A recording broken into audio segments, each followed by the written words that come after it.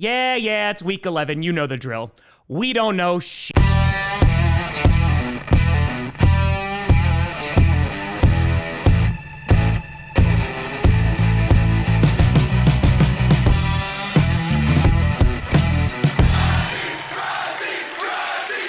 Grossi Posse Packer Nation. Welcome to an episode of Packcast, the podcast where you don't have to be Packers fan, but it sure does help. I'm your host, Tom.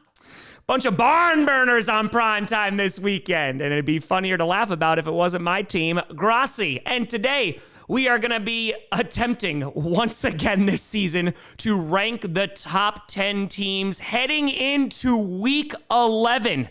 You hear that, folks? It's getting closer and closer. The end of the regular season. Cherish the football while you have it, because before we know it, it will be gone. And so before we start off ranking in the top 10, we gotta do some honorable mentions here. The first honorable mention is gonna be for the Baltimore Ravens. The Ravens, they got a freaking fracking defense again. After getting a litany of guys back from injury, their defense has been playing much better and going up against J.J. McCarthy, or Nine, his alter ego, on Sunday. They were able to pull away from the Vikings in that second half, and that defense played really darn well. And when you look at the Ravens, of course, they had a very rough start to the season. Not only did you have those key pieces on defense missing from injury, but also Lamar Jackson missing a few games as well. And now the fact that they are mostly healthy, now they can set their sights on the AFC North. And while I'm not ready to put them in the top 10 quite yet, they are in a great position to steal this division from the Steelers. The Steelers, of course, starting the season looking pretty darn good, but their lack of consistency gives me some great concern. I didn't put them in the power rankings last week. I told myself, listen, if they could beat the Chargers on Sunday, it's a different story. Instead, they got whooped on Sunday. And so because of that and the gauntlet that the Steelers are going to have to go through to end this season, I like the Ravens' position and where they are right now, especially with teams like the Bills losing. I know the Ravens lost to the Bills earlier this season, but if they can go on a bit of a streak, I think the Ravens will be in the top 10 sooner rather than later. Then the other honorable mention I gotta shout out is the Houston Texans. The Texans, they deserve some credit here. It has been a frustrating season if you are a Texans fan. Watching that offensive line, watching CJ Stroud not play well. But with CJ Stroud out, Davis Mills, even though the first three quarters were very, very ugly, was able to lead that team back from a 29-10 deficit, scoring 26 unanswered points. And listen, he deserves a whole lot of credit because while the first three quarters were definitely not pretty, they kept on fighting. And on top of that, the Texans defense continues to be pretty damn good. They definitely didn't have their best showing for the first three quarters, but they were able to lock down the Jaguars at the very end of that game, of course, intercepting Trevor Lawrence at the very end and returning it for a touchdown. And ultimately for the Texans, I think their season, it might be a little bit dead in the water, but I think you're very optimistic about that defense going forward. And if their offensive line can get healthy, of course, that entire offense, if they can get healthy by the end of the season, maybe they have something to build upon. And who knows, maybe they can even get second place in the AFC South. And so another team where I'm not willing to put them in the top 10. I respect the hell out of their defense. Their offense has some work to do. We'll see how CJ Stroud looks when he returns. But this week belongs to General Mills. And right before I jump into the top 10, I just want to say a huge thank you to you all. We hit 925,000 subscribers last night here on YouTube. I think we actually just hit 926,000 as of recording this, which means we are 74,000 subscribers away from 1 million, a goal that we've been working towards for nearly 11 years. And I appreciate the hell out of you all. This show is and always has been free. No sponsors here whatsoever. And so thank you so much for subscribing. It is free to do so. We're trying to get to 1 million, so I appreciate the hell out of you for all of your support. And so starting off with number 10, I don't wanna. You got the Chicago Bears.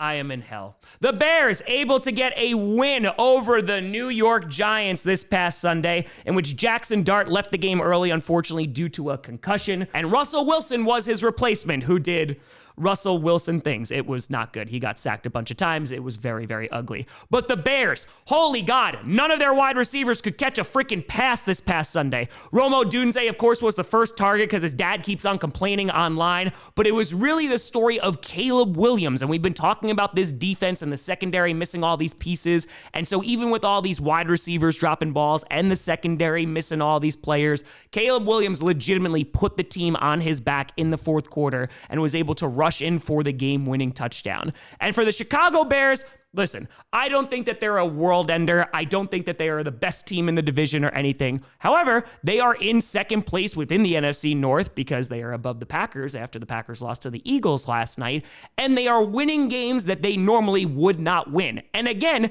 they still have a ton of injuries on the defensive side of the ball. But finding ways to win these gritty games, I think, is a testament to, one, Ben Johnson coming in and changing the culture in Chicago. And on top of that, you're starting to see Caleb Williams start to develop. There have been plenty of games where he has not looked that great, but games like Sunday, and listen, I know the Giants aren't the best team in the league, and they may have won if Jackson Dart stayed in that game, but that doesn't take anything away from the Bears because they can only play the team that's in front of them. And so as Caleb Williams continues to develop, it's going to be interesting to see how they face off against this gauntlet of NFC North teams that are coming their way at the end of the season. All the NFC North squads are going to be playing against each other over these next 2 months, and so it'll be really interesting to see if the Bears are going to be able to meet expectations. And listen, I'm sure nothing can go wrong now that the Bears fans have big expectations for the rest of the season. That's never happened before, right? You've seen this before? 11 times, as a matter of fact. Oh, he hits the upright again! God help me, Bears at 10. Then at number 9, they're taking a tumble again. You got the Buffalo Bills. The Bills, I put them all the way up in the top 5 last week, and then they got destroyed by the Miami Dolphins. Yeah, the Bills, that was an ugly-ass game. Not only was their run defense atrocious, they couldn't get James Cook going, Josh Allen was turning the ball over, and it was just an ugly game for the Buffalo Bills on Sunday. And unfortunately, now their fans have to watch their team tumble down the power rankings. 7! I'm gonna kill you. I swear to God! 8! I can figure out how to get whatever. 9! And for the Bills, I thought that they had turned the corner. The past 2 weeks, their defense was playing well. They just knocked off the Kansas City Chiefs. They destroyed the Carolina Panthers, which apparently is really difficult to do unless you're the Bills or the Saints. But regardless, I thought that they were starting to play some complimentary football. However, the old issues that have been a problem this season reared their ugly heads once again. You could look at a lack of wide receivers for Josh Allen. You could look at the run defense. But all these things coming together made for a really poor performance, especially on offense against the Miami Dolphins, who, if you haven't tuned in, are not a great football team this year. This was the first time that the Dolphins beat the Bills in over 1,100 days. And while it is a divisional matchup, I don't think that excuses the fact that the Bills played so poorly. Now, I know that they do have a bunch of injuries, and so I'm trying to give them at least a little bit of an out, and that's why they're still in the top 10. But the Bills got to clean things up very quickly. Not only are the Patriots continuing to win, but they are still number 1 in the AFC East. And if the Bills are not careful, I can see the Patriots winning that division, not only because they're playing well, but also because they have a very favorable schedule. And so for right now, the Bills remain in the top 10. Will they stay in there? That remains to be seen. Number 8, bouncing back into the top 10, you got the LA Chargers. The Chargers getting a fantastic win this past Sunday. Their defense absolutely clamped down on the Steelers as Aaron Rodgers and company couldn't do anything against that defense. And for the Chargers, for the most part, they've had a really good defensive showing almost all season. I know they've dealt with injuries, and there's been some games where you're like, okay, that's not so great, but they really put it together on Sunday, and I was concerned after the Steelers were able to force 6 turnovers against the Colts the past week. We thought maybe we're going to see it again, because on the offensive side, things for the Chargers, there are some concerns, and Justin Herbert can't be feeling too good behind that offensive line. I'm in danger. And unfortunately, it was another night on Sunday where Justin Herbert was getting smacked around. However, they were still able to not only win that game, but they were able to win it decisively. Justin Herbert was able to make the plays that he needed to. Vidal was able to run out the clock at the end of that game. And ultimately, they allowed a single touchdown at the very end in the fourth quarter, and the Chargers were able to get an easy win. Now, looking forward, again, those concerns are going to be on the offensive line. Omari and Hampton should be back sooner rather than later, which will give it an extra boost to that run game. But the lack of protection does give me a little bit of hesitation because I want Justin Herbert to survive back there. And on top of that, as they go up against some better defenses who have better pass rushes, that could be a problem going forward. Of course, they're going to have to take on the Chiefs and the Broncos pretty soon, and we'll see who is going to come out victorious in the AFC West. But the Chargers, they're feeling pretty darn good after their primetime victory over the Steelers. And let's just hope that Justin Herbert can run. Number 7, you got the Detroit Lions. The Lions putting belt to ass against the Washington Commanders this past Sunday. And no big surprise as the Commanders defense is not good. Jaden Daniels was not playing, but this was a get-right game for the Lions. After losing to J.J. McCarthy and the Minnesota Vikings last week, they needed to change some things. And what did you see? Dan Campbell took over the play calling, and they scored 44 points. I'd say that does the trick. That'll do it. Yeah, that'll do it. Yeah, I'd say that'll do it. Dan Campbell was basically Clark Kent in those glasses. But seriously, the offense looked a lot better. David Montgomery had a solid day. Jahmyr Gibbs was tearing it up on the ground. They were able to protect Jared Goff, and it was a very different scene from what you saw the previous week against Minnesota. And for Detroit, they are now atop the NFC North after the Packers' loss on Monday night, and so they are feeling pretty darn good. Of course, they're going to have a rematch with the Packers in a couple of weeks on Thanksgiving, and I know that Lions fans have had that game circled, well, ever since week 1 of this year. And so for Detroit, they have it all in front of them. They control their own destiny. Just like all the other NFC North teams, they are going to be going through a gauntlet these next few weeks. They got the Eagles on Sunday, which should be a very interesting game going against a good Philadelphia squad. We'll see if the Lions could actually score more than 7 points, unlike the Packers, but yeah, Lions, number 1 in the NFC North, number 7 in the power rankings, and I'm in pain. Number 6, you got the Philadelphia Eagles. The Eagles coming away with a win on the road against Jordan Love and the Green Bay mother-loving Packers on Monday Night Football. And it was a hard-fought victory because there were no points scored until the third quarter and not a single touchdown until the fourth quarter. A score of 10-7, which was the exact score this past Thursday night, in 2 really not so great primetime games. And for the Philadelphia Eagles, there are some definite positives coming out of this game. 1, their defense looked really good, and Jalen Phillips, who they just traded for from the Miami Dolphins, was incredible on Monday night. He was getting after the quarterback, he was causing problems in the backfield, and that seems to have paid off already very well. Another good trade by Howie. As for the offense, yeah, things were not so great. Lane Johnson avoided serious injury, which definitely is a positive. However, Saquon Barkley was not even averaging 3 yards per carry on the ground, and Jalen Hurts only had that 1 touchdown to Devontae Smith. So I'm sure Eagles fans are going to have a ton of fun rewatching that film from last night. That is one big pile of shit. But for the Philadelphia Eagles, they remain number 1 in the NFC, and they're another team that has it all in front of them. As I just mentioned, they have a huge primetime game this upcoming Sunday against the Detroit Lions, which will be a big test for their defense. You looked at the Eagles, and heading into their bye week, their offense the past 2 games were looking really darn good. Saquon got it going on the ground against the Giants, Jalen Hurts was playing well, and now going up against the Packers defense, while the offense did struggle, they were still able to get a gritty win. And so now going forward, the Eagles have it all in front of them. Will they be able to hold on to the number 1 spot in the NFC? I know that Eagles fans would prefer to leave Patullo in Green Bay, but he's coming with you. Let's see how he performs on Sunday night. Number 5, you got the Denver Broncos. The Broncos also won an ugly primetime game 10-7, and they got a little bit more heat than the Eagles did for it. Nobody panics. But when I say them, I believe, well, then everyone loses their minds. But yeah, that game, that made me question some things. Basically every belief I ever had. It was an ugly one. And you got to give a lot of credit to the Broncos defense because that has been consistently good all freaking season. They were able to stop whatever the hell the Raiders were trying to do, holding them to only 7 points all night. But for the Broncos, they are just a confusing team. Their defense, really damn good, just like the Houston Texans. But their offense, when they're going up against the Dallas Cowboys, everything looks good because they have a bad defense. But once they start going up against some more challenging opponents, that's where things really start to stall out. And again, I got to give the Broncos a ton of credit because they have won a ton of games in a row and they deserve to get praised for it. The problem as we get closer and closer to the postseason is that offense has to figure things out. And now with 10 days off, you got to hope that their offense is going to come out stronger because they are going to be going up against some AFC West opponents.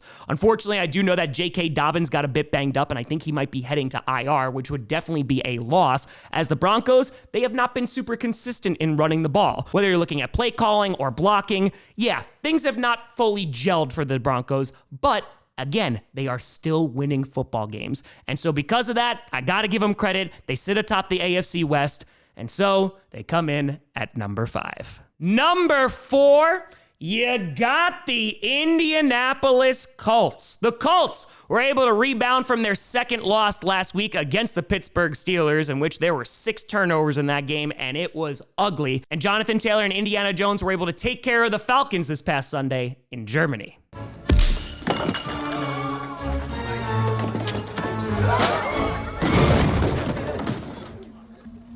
No ticket. And it was definitely not the flashiest game for Daniel Jones, but the true stud of that offense this past Sunday was Jonathan Taylor. He definitely couldn't get much going against the Steelers the week prior, but holy God, over 240 yards on the ground, 3 touchdowns, including 1 in overtime. And Jonathan Taylor, once again, is at the top of the list for me in terms of MVPs this season. And taking a look at the defense, Sauce Gardner had his debut after that blockbuster trade they made last week. He did get beat on that 2-point conversion by Drake London, who is a very good wide receiver. But ultimately, with more time and, more than a week of practice, I think he's going to gel nicely with that secondary. And the Colts, they are obviously all in right now. Daniel Jones' contract is up at the end of this season, and it'll be really interesting to see what this team does in the playoffs because I got to assume they are going to be there. Not only because the Jaguars are doing diddly squat in their division, but the Colts have been a pretty damn consistent team. They only lost 2 games all season, and while Daniel Jones did get sacked 7 times on Sunday,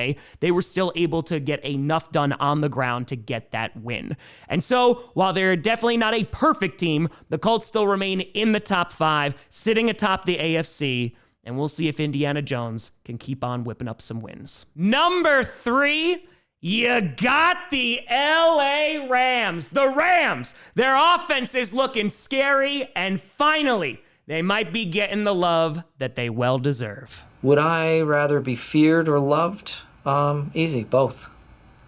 I want people to be afraid of how much they love me. The Rams were able to beat the absolute crap out of the San Francisco 49ers, scoring over 40 points this past Sunday. And against the 49ers, that's impressive because while the 49ers are missing everybody on their team due to injury, they have been competitive in a ton of games, and they are still hanging around in the NFC West. When they played earlier this season on Thursday Night Football, the 49ers were able to escape with a win in overtime. This time, things were a little bit different. Matthew Stafford, these past few weeks, his name is also up there in the MVP conversation, and really, they have been playing so damn well. Not only is their defense able to get after opposing quarterbacks, but that offense is so damn complimentary. You got to worry about the run game. You got to worry about Devontae Adams. You got to worry about Puka Nacua. And yeah, the Rams right now, they're a scary football team. They're going to be taking on the Seattle Seahawks on Sunday, which is a pivotal game for both teams' seasons. I am really excited to see it, and we're going to see who is going to be the number 1 contender in the NFC West going forward until they meet again later this season. This upcoming game will be played at home at SoFi Stadium, and I know the Rams are hoping to take the lead in the NFC West. We'll see if they can do just that and if they can keep this hot streak going. So for right now, the Rams, welcome to the top 3. Let's see if you can dethrone the Seahawks. Number 2, you got the New England Patriots. The Patriots able to come away with the win against the Tampa Bay Buccaneers on Sunday, in which Henderson, had career highs in touchdowns, in yardage. He was able to break a 55-yarder, a 69-yarder. Nice. And he was absolutely phenomenal. Patriots fans have been clamoring for him to get more opportunities, and you saw that this past Sunday as Henderson was a game changer. And it's so funny because it feels like he's either going to get a yard past the line of scrimmage or he's going to break off for 50 yards, and there is very little in between. We were talking about that during the stream. On top of that, Drake May, who's been really great this season, did have a turnover in the end zone. He had some very well-timed passes as he continues this amazing sophomore season that he is on. On top of that, while Baker Mayfield did play really well, the Patriots defense was able to do enough to contain them. And I know that the Buccaneers are beat up right now. They don't have Bucky Irving. They don't have Chris Godwin. They don't have Mike Evans. But this was still a really important game for the Patriots, not only to maintain their lead in the AFC East and the AFC as a whole, but now we know where the true home is of Tom Brady after they beat the Buccaneers. Once more, the Sith will rule the galaxy. Now you get custody of Tom Brady. Sorry, I don't make the rules. But the Patriots, they have been on a phenomenal win streak. They have won 7 games in a row, and they have a very favorable schedule going forward. We mentioned this when we were talking about the Bills, that they're their only real competition within the division. And after they just lost to the Dolphins, the Patriots, they're sitting pretty right now. They're sitting at number 3 in the AFC. We'll see if they can finish off their season as strongly as they started it. But as for right now, the evil empire has returned, and they got the rest of the NFL shaking in their boots. And finally, once again at number 1, you got the Seattle Seahawks, who just like the LA Rams were able to beat the crap out of their fellow NFC West opponents as they were able to beat the Cardinals 44-22. And that wasn't even the craziest thing. It was 21-0 after the first quarter. You had Sam Darnold, who threw less than 15 passes, but it was DeMarcus Lawrence, who had not one, but 2 fumbles recovered for a touchdown. Want to see me run to that mountain and back? You want to see me do it again? And the Seahawks, listen, I talked about them last week. There is a reason why they are number 1 in my power rankings. They just seem like the most balanced squad. Their D-line is so freaking good. And again, they're still not fully healthy in that secondary, but that defense is still causing turnovers, creating a ton of problems against a Cardinals team, which has been really competitive with Jacoby Brissett. On top of that, while they didn't have to throw the ball a whole lot, they got their run game going. And once again, the Seahawks were able to get a big-time win. Now, as I mentioned, they have a big matchup against the LA Rams this coming Sunday, and that is going to be a spectacle to watch. They are going to be really tested by a good Rams offense and good defense. The Seahawks offensive line has been great all season, and my only concern is that they just start randomly turning the ball over in the second half. However, as of right now, the Seahawks remain number 1 in the power rankings. I think that even though they are not number 1 in the NFC, I think they are the best NFC team right now. And so because of that, they remain at the top spot. Let's see if they can hold it after this Sunday. And so just to recap, at number 1, you got the Seahawks, 2 Patriots, 3 Rams, 4 Colts, 5 Broncos, 6 Eagles, 7 Lions, 8 Chargers, 9 Bills, and 10 Bears. But let me know what you think down in the comments below. Who should be on this list? Who should be off of it? Let me know. You know, I saw me at TomGrossiComedy.com. A big shout out and thank you to all the Patreon and YouTube members for supporting this channel. And thank you so much for watching. I'm Tom Grossi. And as always, go Pack Go.